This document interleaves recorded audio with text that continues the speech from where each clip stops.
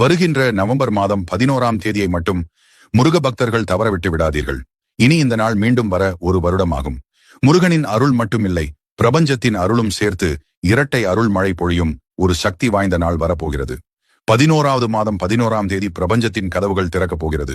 இந்த நாளில் நீங்கள் வேண்டிய அனைத்தும் முருகனிடம் மற்றும் அந்த பிரபஞ்சத்தின் சக்தியால் ஒன்றிணைந்து நடக்கும். உங்களுக்கு இந்நாளில் என்ன செய்ய வேண்டும் என்று தெரிந்து கொள்ள மறக்காமல் இந்த முருகன் ஆராதனை வீடியோவை முழுமையாக பார்க்கவும். சேனலை சப்ஸ்கிரைப் செய்து கொண்டு ரொம்ப தெய்வீக சக்தி நிறைந்த நாள் வரப்போகிறது.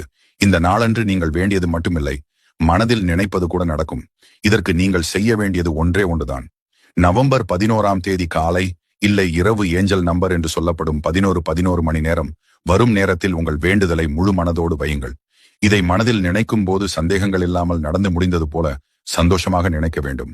அதுபோல் அன்று ஒரு பேப்பரில் உங்களுக்கு வேண்டியதை ஏற்கனவே நடந்தது என்று எழுதி முருகனுக்கு ஒரு விளக்கு ஏற்றி அதை விளக்கில் காட்டி கொளுத்து விடுங்கள். கட்டாயம் இதை நீங்கள் வேண்டும் போது கட்டாயம் நடந்து முடிந்தது போல்தான் வேண்ட வேண்டும். உதாரணத்திற்கு கடன் தொல்லை நீங்க வேண்டும் என்றால் இப்படி வேண்டவும், என்னுடைய கடன் தொல்லைகள் அனைத்தும் நன்றாக முடிந்துவிட்டது, நன்றி முருகா மற்றும் இந்த பிரபஞ்சம் என்று. இப்பொழுது முருகன் ஆராதனை கமெண்டில் சொல்லுங்கள் இதை.